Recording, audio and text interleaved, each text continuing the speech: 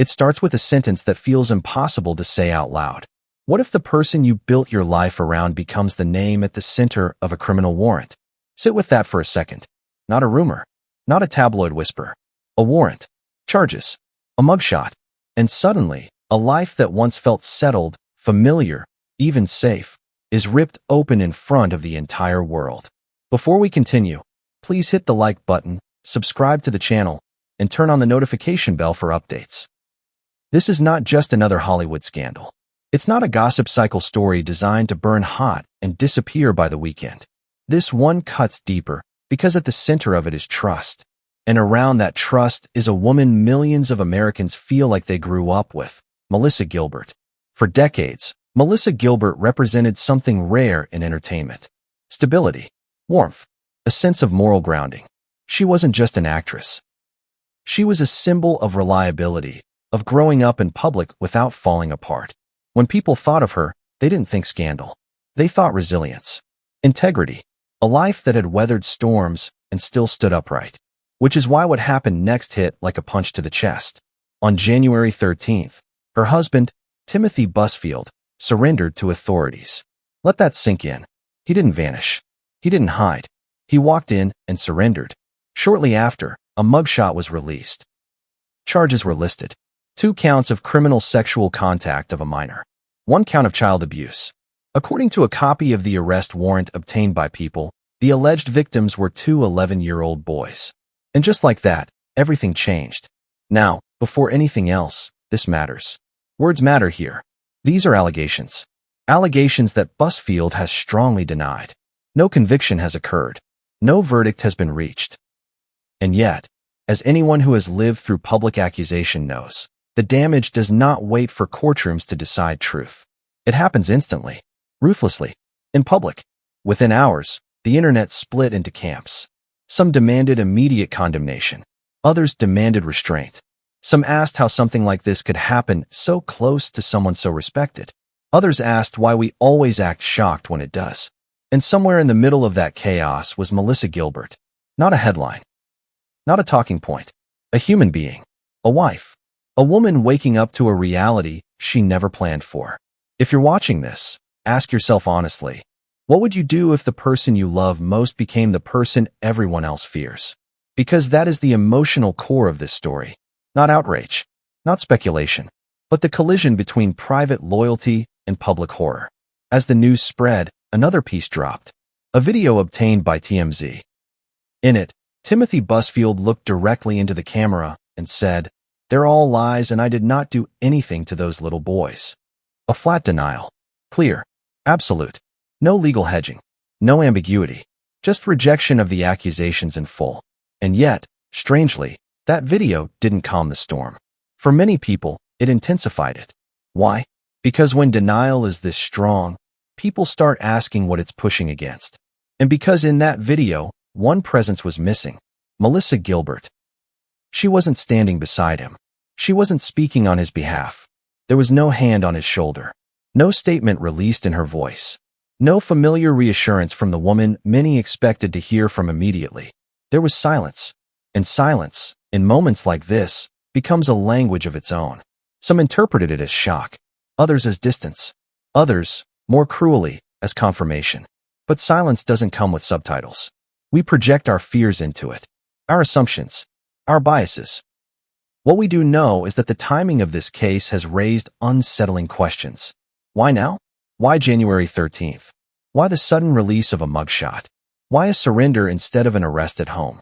Each detail became its own thread, pulled and stretched by speculation. But beneath the noise is something heavier.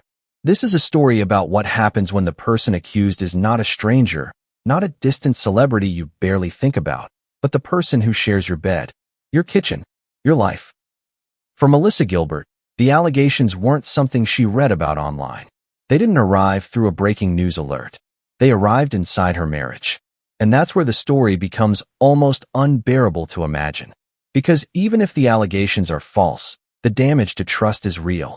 And if they're true, the damage is unthinkable. There is no neutral ground here. No safe emotional middle. Only loss, in different forms. Friends reportedly went quiet. Phones stopped ringing. The kind of quiet that doesn't feel peaceful but hollow. The kind that tells you everyone is watching, waiting, afraid to say the wrong thing. Hollywood has seen scandals before, many of them. But what makes this one different is the absence of spectacle at the center. There were no flashing lights, no dramatic arrest footage, just paperwork, a mugshot, and a woman whose entire world may have shifted overnight. And then, quietly, another detail surfaced. Not a press release, not a public statement, a private moment, reportedly emotional, where something was said that would later ripple outward. A phrase, "He's pure evil." Now, let's be careful here. This phrase has circulated as part of reports and commentary. It has not been formally attributed in a public statement. But the fact that it's being whispered at all matters. Because if it was said, it represents something profound, a rupture. A break between the person you believed you knew and the possibility of who they might be.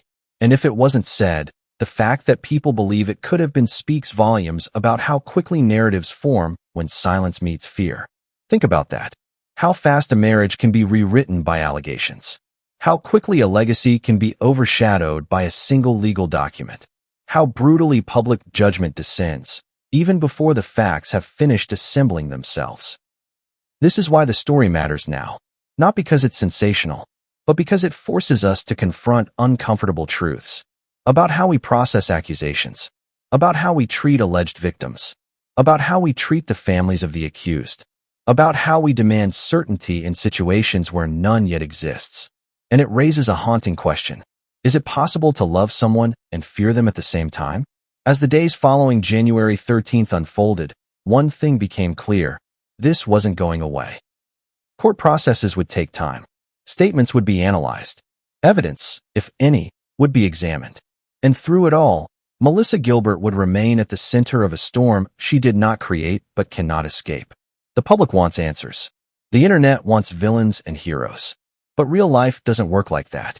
Real life gives you long nights, conflicting emotions, and decisions where every option feels wrong.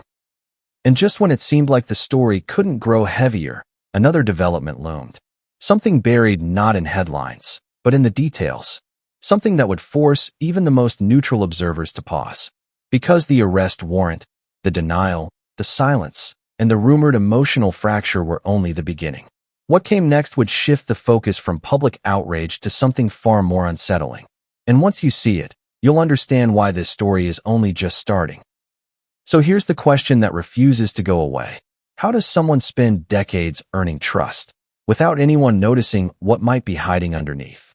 Because before January 13th, before the warrant, before the mugshot, before the word allegations detonated across headlines, there was an image, carefully built, quietly reinforced, rarely questioned, and that image is where this story truly begins. This is not about what's being alleged yet. This is about how easily we believe we know someone just because we've seen them for a long time. About how familiarity can become camouflage. About how the safest-looking rooms sometimes hide the darkest secrets. Think about it. When people heard the name Timothy Busfield before this case, what did they picture? Not danger, not chaos, not criminal charges. They pictured a steady character actor, a reliable presence, someone who seemed solid, grounded, unthreatening. The kind of man who shows up on screen and fades gently into your living room without raising alarms. The kind of face your parents recognize. The kind of voice you don't flinch at. Hollywood has plenty of loud personalities. Timothy Busfield was never one of them. And that was the point. In an industry addicted to spectacle, he built a career on normalcy, on dependability, on being the guy you didn't have to worry about. He wasn't tabloid bait. He wasn't chasing controversy. He wasn't playing the rebel. He was playing the husband, the professional, the man who aged without imploding. And when he married Melissa Gilbert, that image didn't just hold, it solidified. Because Melissa Gilbert carried something rare with her, generational trust. Millions of Americans didn't just know her. They felt like they knew her. They watched her grow up. They watched her struggle. They watched her survive. Her public life wasn't perfect, but it felt honest, earned, real. So when she chose him, that choice became a quiet endorsement. People didn't say it out loud, but they thought it. If Melissa trusts him, he must be safe. If Melissa loves him, he must be good. If Melissa built a life with him, he must be who he appears to be. That's how trust spreads. Not through proof, through proximity. And for years, nothing disrupted that assumption. No public scandals, no explosive accusations, no whispered rumors that reached mainstream attention. The marriage looked stable, mature, grounded. Two people who had lived enough life to know what they wanted and chose peace over chaos. But here's the uncomfortable truth. Most scandals don't begin with visible cracks. They begin with silence, with normalcy, with a sense that nothing is wrong. Ask yourself this. How many people who are later accused of horrific acts were once described as quiet, nice, normal, harmless? How many neighbors said, "I never would have guessed"? How many families looked back and said, "There were no signs"? We like to believe evil announces itself loudly, that it wears warning labels, that it's easy to spot. It's not. Sometimes it blends in so well that it becomes invisible. Timothy Busfield's career trajectory helped that invisibility. He wasn't overexposed. He wasn't everywhere. He didn't invite scrutiny. He existed in the comfortable middle ground of Hollywood, successful enough to be known, quiet enough to be left alone. And that's a dangerous place to hide, because scrutiny doesn't visit the unremarkable until something forces it to. Think about how rarely we interrogate people who don't demand attention. How often we reserve suspicion for those who behave erratically, loudly, messily. We confuse calm with goodness, stability with morality, and that confusion becomes a shield. None of this proves guilt. Let's be absolutely clear. None of this replaces evidence or due process. But it does explain why the shock felt so violent when the allegations surfaced. Because this wasn't a man the public was prepared to question. This wasn't a marriage people expected to implode. This wasn't a story that fit the pattern we're comfortable with. And discomfort makes people angry. Some people reacted with immediate denial, not just of the allegations, but of the possibility itself, as if entertaining the idea felt like a betrayal of their own memories. Others swung the opposite direction, declaring judgment instantly. Because once trust breaks, it often shatters completely. There is rarely a middle ground in public perception. But imagine what this moment felt like inside that marriage. Inside a life built on years of shared routines, shared spaces, shared assumptions. When allegations like this surface, they don't arrive with neat boundaries. They bleed into everything. Every memory becomes suspect. Every past moment replays under a new lens. You start asking questions you never asked before. Why did that moment feel off? Why didn't I notice that? Was that normal? Was I blind? And those questions don't care whether the allegations are true or false. They arrive anyway. They invade anyway. That's the part people rarely talk about. Even an innocent person accused of something this serious leaves devastation behind. Not because of guilt, but because trust cannot survive unchallenged. And if the allegations are true, the devastation becomes something else entirely. But at this point in the story, no one knew which reality they were standing in. All they knew was that the image had cracked. And cracks change everything. As the public revisited Timothy Busfield's past, they weren't finding evidence. They were finding absence. An absence of warning signs. An absence of controversy. An absence of anything that would have prepared them for this moment. That absence became its own question. How does someone move through decades without triggering alarms? Is it because there was nothing to see? Or because no one was looking closely enough? And here's where the story takes an unsettling turn. Because the people who often avoid scrutiny the longest are not the loudest or the wildest, they're the most consistent. The most predictable. The ones who never break character.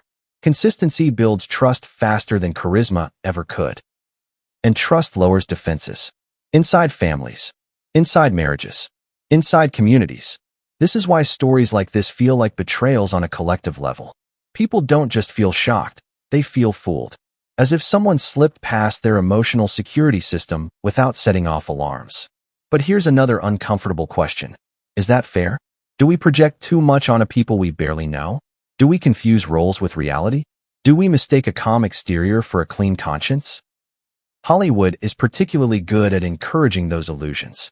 Careers are built on selective visibility, on showing what works and hiding what doesn't, on editing life into something digestible. And when that edit collapses, the raw footage terrifies us. For Melissa Gilbert, the collapse wasn't abstract. It wasn't philosophical. It wasn't something she could debate online. It was personal. It was her husband's name, her home, her life. And the moment that image shattered, it didn't do so gradually. It didn't fade out gently. It exploded. One legal document was all it took. Suddenly, decades of normalcy were no longer proof of safety. They were questions demanding answers. And the public didn't just want to know what happened. They wanted to know how.